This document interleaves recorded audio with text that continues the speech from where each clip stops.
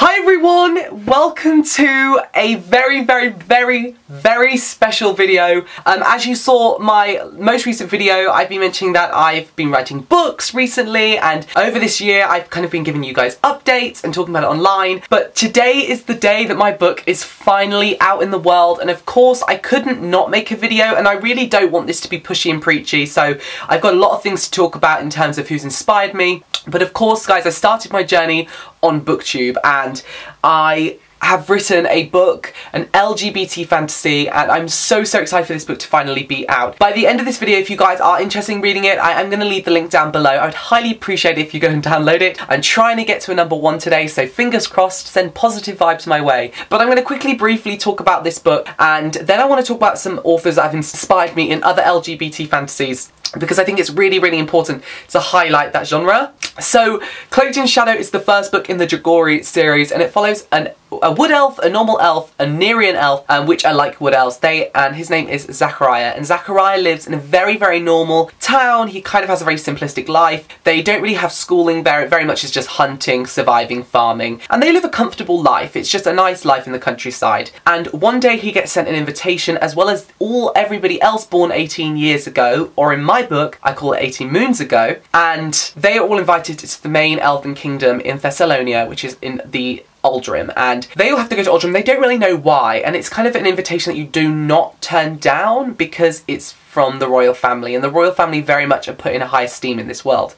So our character Zachariah goes with some people from his village, and then loads of other people from lots of different other little villages and towns and cities in Thessalonia, and they go to this banquet. And this banquet is supposedly in celebration for the elven prince Hadrian's 18th birthday, but it's not. It's a ploy, and it's a ploy to narrow down the audience for something very special. This is a world of elven princes, dragon shifters, shapeshifters, elemental control, LGBT romance, lies and secrets, a kingdom built on lies. So if you like the sound of that, you should definitely check this out. Now, being the celebration, I really wanted to thank a lot of everybody. As you could see on the Goodreads page and all the kind of pages, I've had a load of really amazing reviews, and already it's been out today, and I've had two people have already finished it. I've already had fan art, which you can see here. Somebody's drawn a fan art of my character, which is just amazing. That's Chattermute from Twitter. But I really do want to thank some people, and I'm going to kind of read off their names. I want to thank Joe Painter, Emily R. King, Catherine Prudy, Danielle Page, Gabriella Lepore, Rachel E. Carter, Emily Sowden, Hannah Quinn, Kirsty Bonnick, my mum, my dad, my stepmum.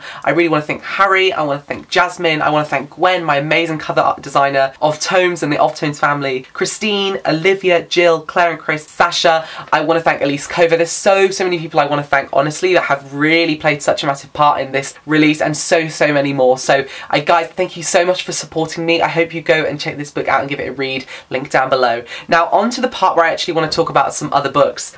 For me, I wrote an LGBT fantasy because I really wanted to write about two gay main characters, and that is because obviously me being a gay human, I was going to say elf, that's not true, me being a gay boy, I never really read any books about gay characters, and actually besides my own, I'd never read a gay character that I'd really connected with until recently when I read this book, Runebinder by Aquila, and this is a dystopian novel set in a futuristic world, but it has paranormal and fantasy elements, and this also is an LGBT love story, and it's about two boys, and I read this one literally a week ago, and I have not connected to a book before apart from my own characters like I did with 10 from this book series. So if you guys want another LGBT romance, but this new release here, you should definitely check out Runebinder by Aquila. He is wonderful. I adore him. I adore his world, his story. So yeah, I kind of really wanted to mention him today, since although I read his book after I finished this book, he's really inspired me to carry on writing my sequels and getting more into the community, and he's just really great. I really like Alex. So Alex,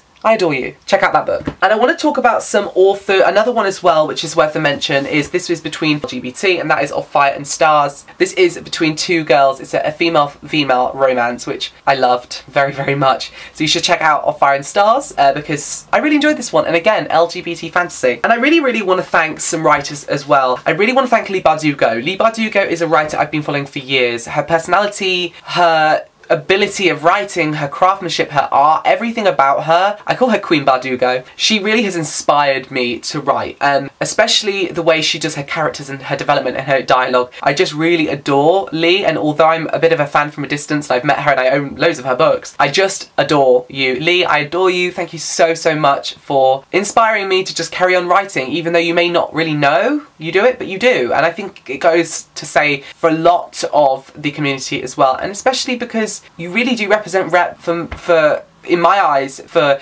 LGBT characters, really amazing, and I really thank you for that. So thank you very much for writing some really amazing characters and being so amazing. Another one is V.E. Schwab. V.E. Schwab, especially this series, really changed my reading habits, and again, her rep is just incredible. Her as a advocate for YA and fiction and just our community, it just really inspires me, and I really, really, really adore Victoria. So thank you, Victoria, again. Your world, your writing, everything about what you do has inspired part of Cloakedinshadows without you even realising it. But when I sit down and think, why did I write? Your names pop up. So thank you so much. And last but not least, I was very much inspired. A lot of people ask me, where did the inspiration come from for Cloakedinshadows? And I can say Terry Brooks' The Shannara Chronicles, because this has elves but in like a futuristic America dystopian vibe. So I definitely got my inspiration from there. I also definitely got my inspiration from Aang the Avatar with the elemental control, and also from my own mind, Eragon, that kind of thing. So yes, I wanted to give that a mention. Anyway guys, thanks so much for watching. I hope you all go and try Cloakedinshadows and see if you like it, and if you don't, that's completely fine, and if you do, that's completely fine, and I just can't wait to now be really submerged in this author world. Like, I'm excited. I'm really excited.